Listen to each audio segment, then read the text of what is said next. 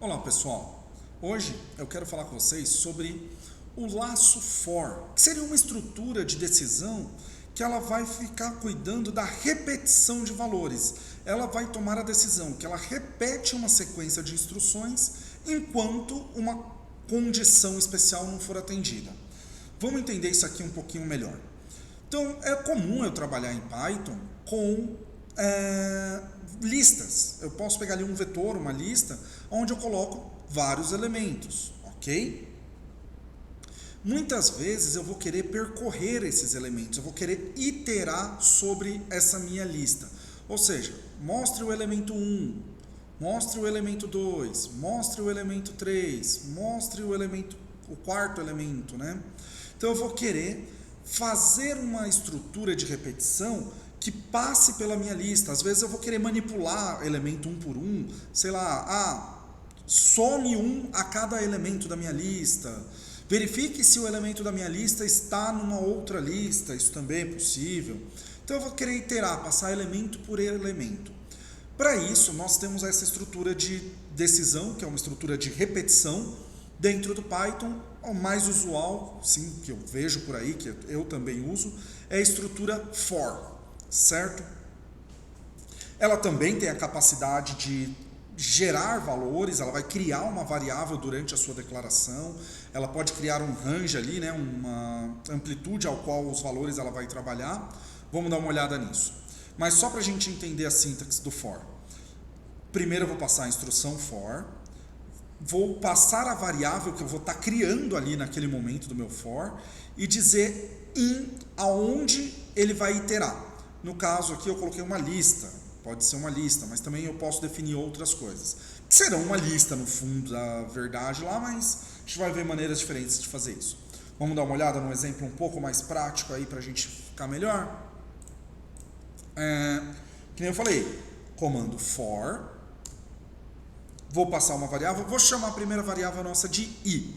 I é uma variável muito utilizada aí na matemática, né, nas notações, para contagens. Na posição i, a iésima posição. Quando eu quero contar alguma coisa, mas eu não sei ao certo aonde eu falo na iésima posição. Tá? N normalmente é mais usado para indicar um valor final, o valor N. Mas também pode ser na enésima posição, vai da convenção que estiver usando, mas aí é mais usado para iterações. Ou a K também, faço K iterações, e ele é mais para índice, para indicar posições.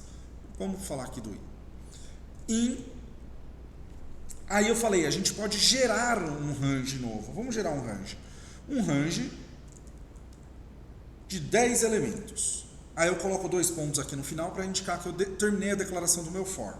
Vou dar um Enter e o Python ele trabalha com a indentação indicando o escopo. Ou seja, eu tenho que ter esse recuo para indicar o que está dentro do meu for. Então vamos lá, olhando aqui, eu quero agora printar o meu i. Certo? Só isso.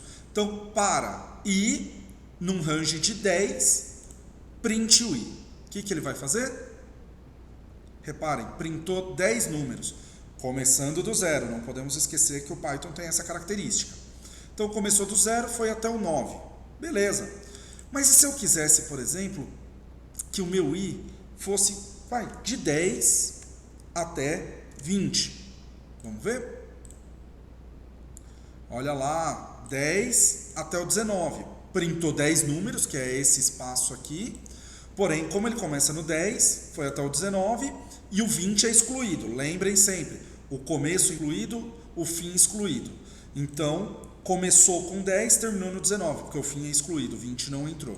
Beleza? E eu poderia também, por exemplo, contar os números pares de 10 a 20. Eu posso colocar o tamanho do passo que eu quero. Então, ele vai contar do 10 incluído ao 20 excluído, de 2 em 2. Vejamos. 10, 12, 14, 16, 18. 20 excluído. Poderia dar um passo de 3. 10, 13, 16, 19. Mas eu prometi para vocês que a gente pode fazer isso com listas também, né? Então vamos ver como que ficaria numa lista. Eu deixei uma lista aqui pronta pra gente. Olha só. Vamos lá. Agora, ao invés de eu usar o range, eu usei isso para poder delimitar o tamanho, a amplitude de dados que eu queria, fiz as manipulações de onde começa, de onde termina, o tamanho do passo. Agora eu vou usar uma lista, a nossa lista de exemplo aqui. Vou mudar aqui para ficar mais semântico, ficar mais bonito para a gente ler. Ao invés de usar a variável i, eu vou usar a variável nome, porque eu estou usando uma lista de nomes, certo? Lembrando, gente, um código bonito, um código legível facilita bastante a nossa vida na hora da manutenção. Se eu for dar manutenção nesse código daqui a 2 anos e eu estiver usando a variável i, eu vou ter que ler o código e tentar interpretar o que é. Um código simples é fácil, um código grande não é fácil. Então eu tenho a minha lista aqui, né, que é a minha lista de exemplo. Tenho aí uns 10 nomes, mais ou menos, e vou percorrê-la como? For para cada nome na lista exemplo, printa o nome. Reparem, quando eu coloco aqui o meu cursor, acende aqui. Essa variável. Então eu estou criando uma variável nome aqui, e ela vai pegar cada item da minha lista exemplo. A cada iteração vai ser um nome diferente. Vejamos? Olha só. Então, eu coloquei aqui, o Wellington, Roberto, José, são exatamente os nomes da lista. Mas eu poderia printar minha lista. Poderia, mas só que será que eu poderia printar minha lista se eu fizesse isso aqui, Vamos colocar um i igual a 0. Vou fazer assim, i i mais igual i. Isso, característica do Python. Fiz aqui o i, ele vai somar com o valor do i? Não, vou fazer um mais igual, certo?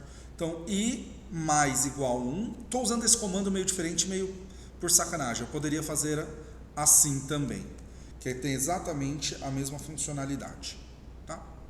Mas vamos deixar assim, acho que ficou mais bonitinho da gente ler a princípio. Eu vou colocar aqui um texto, aluno, certo? Vou concatenar o nome, depois eu vou concatenar mais um texto, vou colocar aqui,